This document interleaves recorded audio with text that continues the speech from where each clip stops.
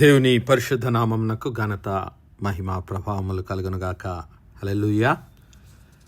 ఈ అనుదిన బైబిల్ ధ్యానములకు మీ అందరినీ మన రక్షకుడు ప్రభు అయిన యేసు క్రీస్తుల వారి పరిశుద్ధ నామములో ప్రేమతో ఆహ్వానిస్తున్నాను. ప్రియులారా, యేసు క్రీస్తు ప్రభుల వారు లేఖనముల ప్రకారము మన పాపముల నిమిత్తం మరణించి సమాధి చేయబడి తిరిగి లేఖనముల ప్రకారము 3వ దినమున పునరుత్థానుడిగా తిరిగి లేచి 40 దినముల వరకు శిష్యులకు తను తాను అగుపరుచుకొని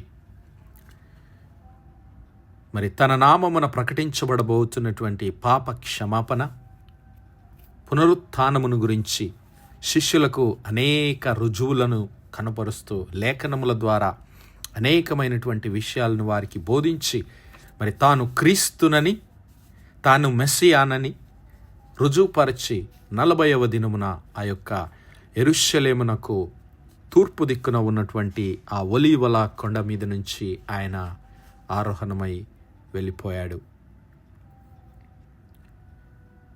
పరలోకంలోని తండ్రి అయిన దేవుని కుడి చేతి వైపున ఆయన మరి ఆసీనుడై ఉన్నాడు.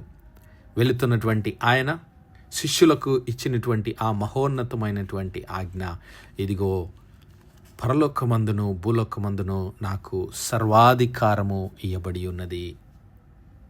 పరలోకమందును భూలోకమందును నాకు సర్వాధికారము ఇయ్యబడి ఉన్నది. కాబట్టి మీరు వెళ్ళి మత్తయి సువార్త 28వ అధ్యాయం 18వ వచనం నుంచి మనం గమనిస్తే, యేసు ఆ శిష్యుల యొద్దకు వచ్చి, పరలోకమందును భూమి మీదను నాకు సర్వాధికారం ఇయ్యబడి ఉన్నది. కాబట్టి మీరు వెళ్ళి సమస్త జనులను శిష్యులనుగా చేయండి.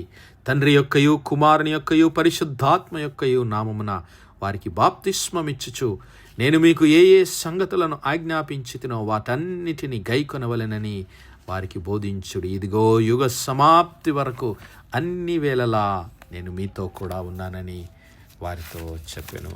దేవుని నామానికి మహిమ కలుగును గాక. ప్రియులారా, యేసు క్రీస్తు ప్రభుల వారు మరి ఆ శిష్యుల యొద్దకు వచ్చి ఆ శిష్యులను మరి శిష్యులకు ఆజ్ఞ ఇస్తూ ఉన్నాడు. మీరు వెళ్ళండి, ఈ లోకమంతటిని శిష్యులుగా చేయండి. మీరు సర్వలోకమునకు వెళ్ళి సర్వ సృష్టికి సువార్తను ప్రకటించండి. మార్కు సువార్త 16వ అధ్యాయము 15వ వచనంలో, మీరు సర్వలోకమునకు వెళ్ళి సర్వ సృష్టికి సువార్తను ప్రకటించండి అనేటువంటి ఆజ్ఞను వారికి ఇచ్చి మరి సర్వలోకము ఆ క్రీస్తు ప్రభుల వారి ద్వారా పాప క్షమాపణను పొందుకోవాలని, దేవుని కృపను కనికరాన్ని పొందుకోవాలని, దేవుని ప్రేమను పొందుకోవాలని మరి ఉద్దేశము కలిగి దేవుడు క్రీస్తు ప్రభుల వారి ద్వారా ఆయన శిష్యులను హెచ్చరించాడు. మరి ఈ దినము నీవు నేను కూడా ఆ క్రీస్తు ప్రభుల వారి ఆజ్ఞకు విధేయత చూపి ఆ క్రీస్తు ప్రభుల వారు ఇచ్చినటువంటి ఆజ్ఞను ఏ విధంగా మనము గైకొనగలమో ధ్యానిస్తూ ఉన్నాం. మరి పేతురు గారి జీవితాన్ని మనం గనక పరిశీలించినట్లయితే అపోస్తల కార్యములు 2వ అధ్యాయంలో మనం చూసాము. మరి పేతురు గారు క్రీస్తు ప్రభుల వారు మన పాపముల నిమిత్తం మరణించాడని, మన దేవుడు ఆయన నామాన్ని హెచ్చించి ఘనపరిచాడని, ఆయన ఈ లోకానికి రావలసిన మెస్సియాని ప్రభువని బోధిస్తూ మరి ఆయన నామమున మనము ప్రార్థించినట్లయితే, ఆయన నామమందు విశ్వాసముంచి మన పాపములను ఒప్పుకున్నట్లయితే మనము పాప క్షమాపణ పొందుకుంటాం. ఆయన పునరుత్థానంలో నిత్య జీవంలో మనమందరం పాలిభాగస్థులం అవుతాం.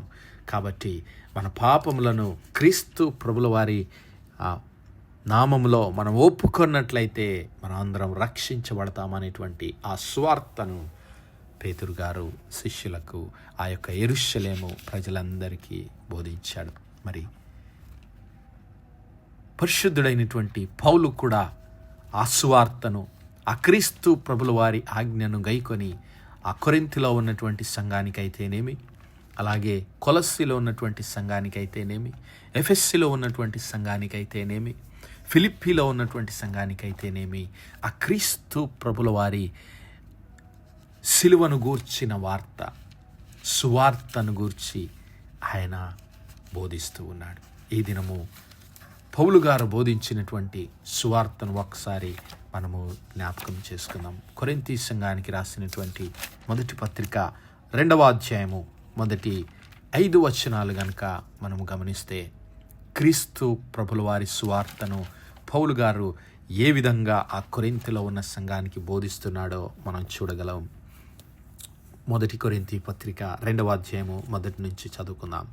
సహోదరులారా, నేను మీ యొద్దకు వచ్చినప్పుడు వాక్చాతుర్యముతో గాని జ్ఞానాతిశయముతో కానీ దేవుని మర్మమును మీకు ప్రకటించుచు వచ్చిన వాడను కాను. హల్లెలూయా.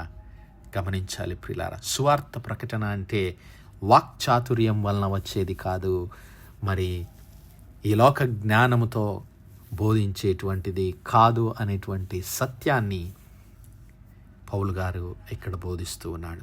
సహోదరులారా, నేను మీ యొద్దకు వచ్చినప్పుడు వాక్చాతుర్యంతో నేను మీకు బోధించలేదు, జ్ఞానాతిశయముతో నేను మీకు దేవుని మర్మమును నేను ప్రకటించలేదు. నేనేం ప్రకటించానంటే 2వ వచనంలో ఆయన అంటున్నాడు, నేను యేసు క్రీస్తును అనగా సిలువ వేయబడిన యేసు క్రీస్తును తప్ప మరి దేనిని మీ మధ్య నేను ఎరగకుందునని నిశ్చయించుకొంటిని. హల్లెలూయా. సువార్త అనగా ఏమిటో ఇక్కడ ప్రత్యక్షంగా పౌలు ఆ కొరింథీ సంఘానికి బోధించి మనకు వివరిస్తూ ఉన్నాడు. ఇదిగో, నేను సిలువ వేయబడిన క్రీస్తును, నేను యేసు క్రీస్తును తప్ప నేను మరి దేన్ని మీకు బోధించలేదు. నేను సిలువ వేయబడిన యేసు క్రీస్తును తప్ప మరి దేనిని మీ మధ్యన ఎరగకుందును అంటూ ఉన్నాడు. హల్లెలూయా. మరి ఆయన బోధించినటువంటి సువార్త ఏమిటి? ఆ కొరింథీ సంఘానికి ఆయన బోధించినటువంటి సువార్త ఏమిటి? ఇదిగో, మొదటి అధ్యాయము, మొదటి కొరింథీ పత్రిక 1వ అధ్యాయము 17వ వచనంలో ఆయన అంటున్నాడు, ఇదిగో, బాప్తిస్మమిచ్చుటకు క్రీస్తు నన్ను పంపలేదు, కానీ క్రీస్తు యొక్క సిలువ వ్యర్థము కాకుండానట్లు వాక్చాతుర్యం లేకుండా సువార్త ప్రకటించుటకే ఆయన నన్ను పంపాను. నా వాక్చాతుర్యం చేత నేను సిలువను మరుగుపరచడానికి కాదు గాని, ఇదిగో, సిలువను గూర్చిన వార్త నశించుచున్న వారికి వెర్రితనము గాని, రక్షించబడుచున్నటువంటి మనకు అది దేవుని శక్తి అని బోధించడానికే నన్ను దేవుడు ఏర్పరచుకున్నాడని ఆయన బోధిస్తూ, ఇదిగో, మేము సిలువ వేయబడిన క్రీస్తును ప్రకటిస్తూ ఉన్నాము. ఆయన యూదులకు ఆటంకముగా ఉన్నాడు, అన్యజనులకు వెర్రితనముగా ఉన్నాడు, కానీ యూదులకేమి గ్రీసు దేశస్థులకేమి పిలువబడిన వారికి క్రీస్తు దేవుని శక్తియు దేవుని జ్ఞానమునై ఉన్నాడు. హల్లెలూయా. అది సువార్త. హల్లెలూయా. దేవుని శక్తి, దేవుని జ్ఞానము క్రీస్తు ప్రభుల వారి యందు గుప్తమై ఉన్నది. ఎంతమంది అయితే క్రీస్తు ప్రభుల వారిని తమ స్వంత రక్షకునిగా అంగీకరిస్తారో వారందరూ నశింపక నిత్య జీవాన్ని పొందుకున్నట్లు దేవుడు క్రీస్తు ప్రభుల వారిని కరుణాధారముగా బయలుపరచాడు. దేవుని నామానికి మహిమ కలుగును గాక.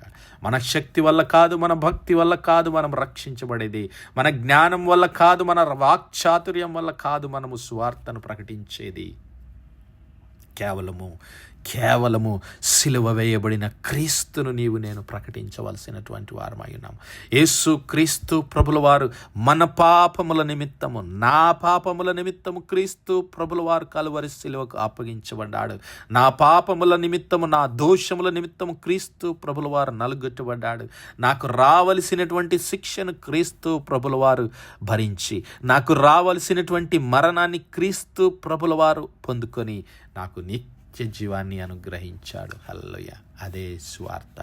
ఆ సువార్తనే మరి పరిశుద్ధుడైన పౌలు కొరింథీలో ఉన్నటువంటి సంఘానికి ప్రకటించాడు. మీ క్రియల చేత కాదు మీరు రక్షించబడేది, క్రీస్తు ప్రభుల వారు కలువరి సిలువలో చేసినటువంటి ఆ బలి అర్పణ ద్వారా నీవు నేను రక్షించబడతాం. క్రీస్తు ప్రభుల వారి నామమందు విశ్వాసం ఉంచడం వలన నీవు నేను రక్షించబడతాం అనేటువంటి సత్యాన్ని ఆయన కొరింథీ సంఘానికి బోధించాడు. ఇదిగో, నేను యేసు క్రీస్తును అనగా సిలువ వేయబడిన యేసు క్రీస్తును తప్ప మరి దేనిని మీ మధ్య ఎరగకుండునని ఎరగకుందునని నిశ్చయించుకొంటిని. మరియు బలహీనతతోనూ భయముతోనూ ఎంతో వణుకుతోనూ మీ వద్ద ఉంటిని. మీ విశ్వాసము మనుష్యుల జ్ఞానమును ఆధారము చేసుకొనక దేవుని శక్తిని ఆధారము చేసుకొన్నదై ఉండవలెను.